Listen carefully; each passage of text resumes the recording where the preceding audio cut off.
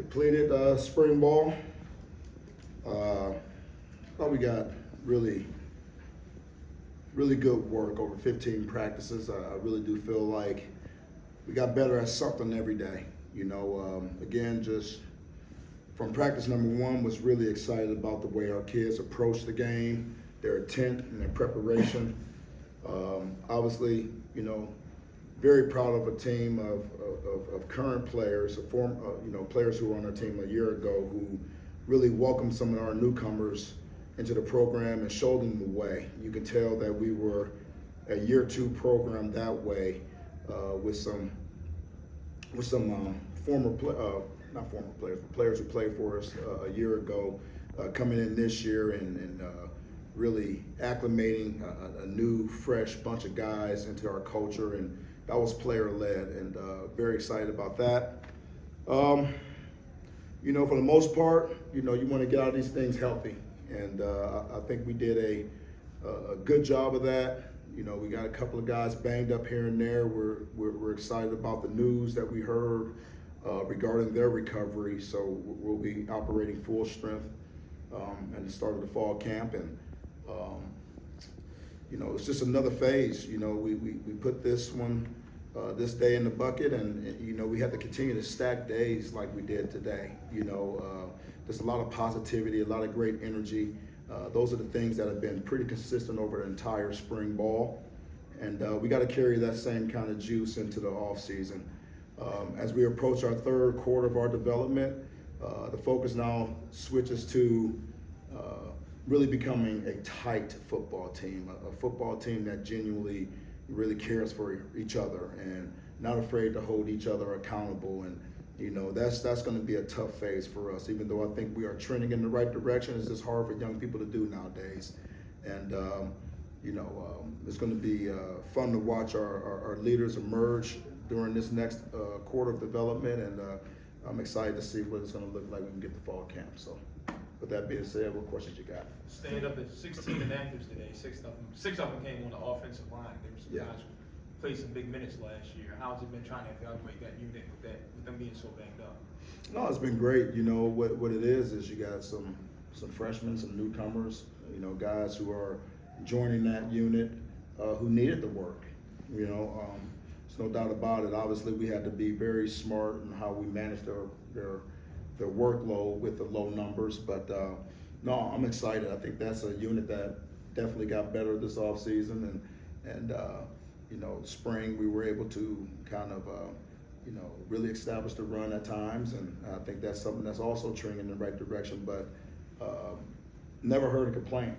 Never heard a complaint because they were practicing too much or repping too much. Just a whole lot of intent to get better out there, and for that, I can't ask for anything more from that unit. They've been phenomenal.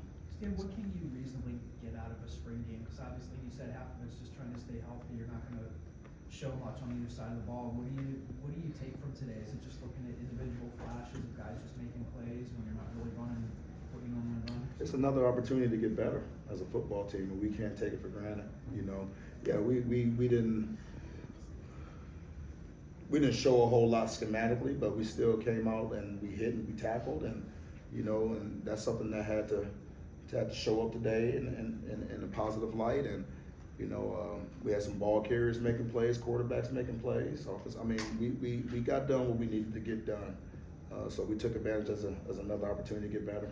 Stan, there's been this idea around the country of replacing spring games with scrimmages against some local schools. What do you think of that? Oh man, I know they do that in the pros. They have some of those kind of scrimmage type situations. The number one thing for me is always going to be player safety.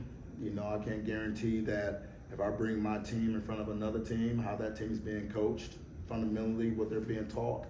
I don't think I would be in favor of that. My first initial thought, my instinct.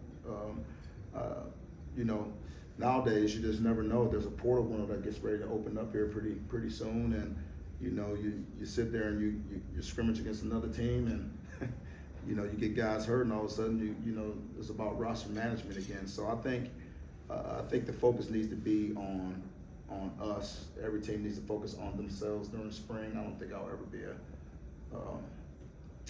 I don't think I'll ever vote for that to ever happen. Stan, based on how EJ finished the season, I think a lot of people came here today, looking to see what he do, expectations and such. How did you think he, handled that today, and expectations that you've had just of him throughout the spring? EJ's had a phenomenal spring. He continues to grow as a person. He's becoming a leader. He's got a lot of people following him right now. And I think he manages all that very well. He's pretty much the same guy every single day, which is a guy who works his butt off on the field, works his butt off the field, invests a lot of time on his development, both on and off the football field, and the players see it. So I think the ceiling is still very high. I think he's definitely on track, but he's our guy, and we're rallying behind him. Coach, you guys started the spring season relatively early, the last day of February. Who do you think made the biggest jump from then until now?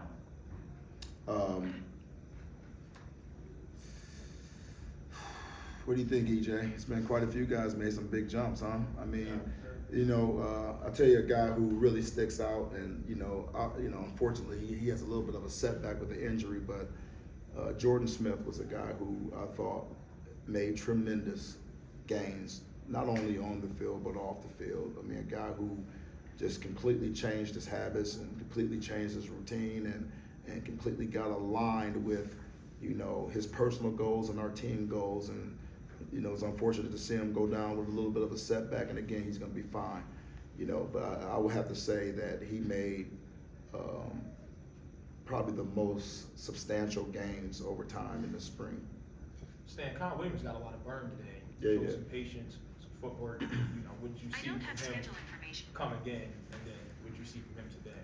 I'll tell you what, I mean, that young man's been coached hard, and it has not been easy for him. He's got some of the things that freshmen still do, right? Every now and again, you may have to wake him up and get him in the building, and there's still some maturing to do. But with all the consequences that came with that, he stayed the course, never lost faith in himself, and believed in his coaches, and really forced some of his teammates around him to be leaders for him to help him get acclimated into the way we do things here. But what you see on the football field is something that we saw building over time. And he's a natural football player. He's got natural instincts. He's built down low center of gravity. He's got the ability to make you miss in tight spaces. So we expect a lot of special things from this young man. It's going to be a matter of how much can he manage on his plate and still play at a high speed. But as far as the natural gifts, they're all there for sure. Stan, the tight ends played pretty well today. You have a lot of depth in that room. Could you speak to it?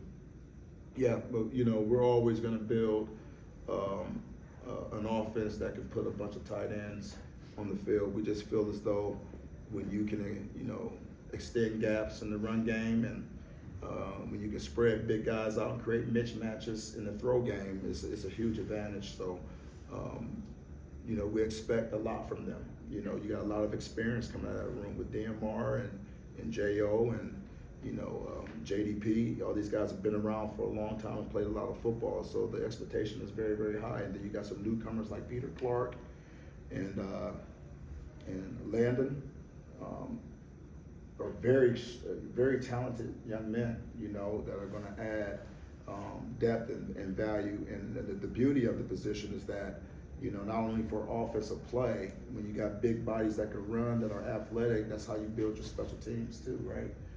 Big bodies that can run and, add value to punt teams and kickoff return teams. This is why we recruit the tight end position the way we do, and this is why we hold them to a high standard. They're asked to do a lot in this program.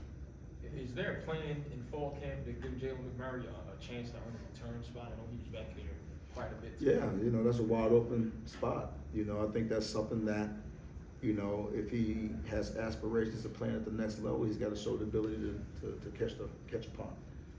We know that, and we're working on him, and he's confident.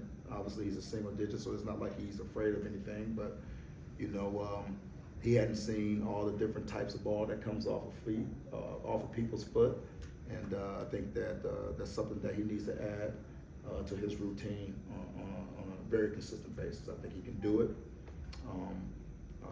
Will he earn his opportunity to do it in the game? We'll wait and see, but it's an open competition for that Are you, spot. are you close on any new single digits?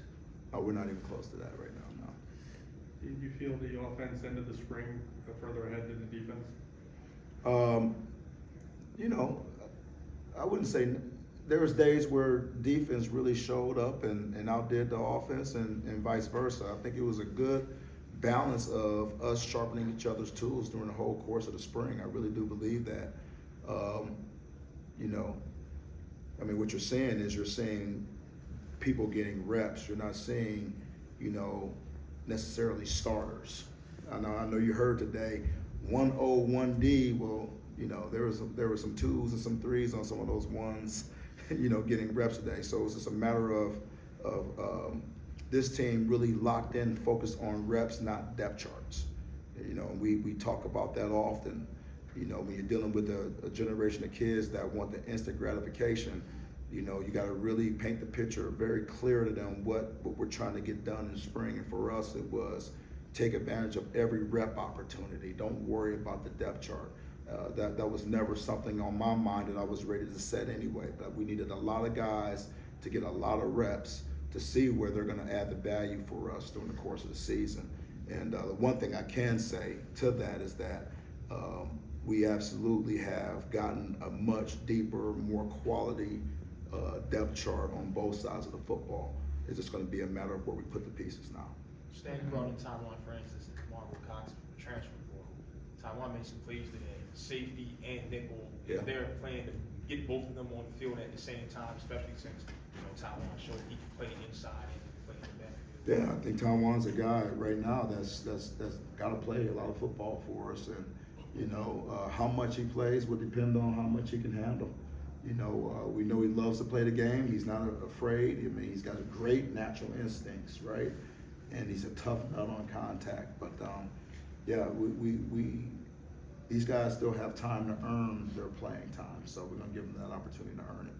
So just a couple more for Coach. At the beginning of the spring, you said your main needs you felt were still on both the lines and quarterback position. Do you feel now that spring ball is complete, there is still a need for that, or have the priorities shifted in that regard? Well, there's some things that we're thinking about from a position standpoint that I'm not ready to share with you yet, but you know, we again building depth, right? We may need another quarterback just from a depth standpoint, depending on how we wiggle the people in that room. We're always going to need interior guys, offensive linemen, defensive linemen. That's always going to be, you know, a priority and always a need, always.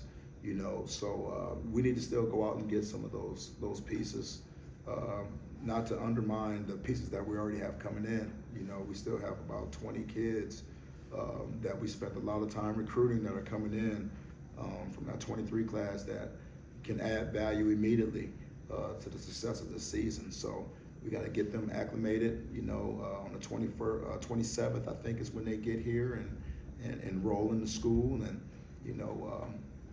We got to see where they are from a physical standpoint, mental standpoint, but there's a lot of talent that did not practice this spring that are owls that we need to see if they can help us. I see Demerick Morris and Zamar Grove on that wall over here. It looks like they've earned some accolades.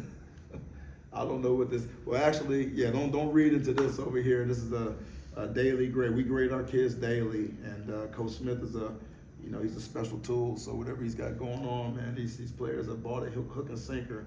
I can't speak to it right now, but I'm sure I'll find out about it later. Okay. All right. Thanks, guys.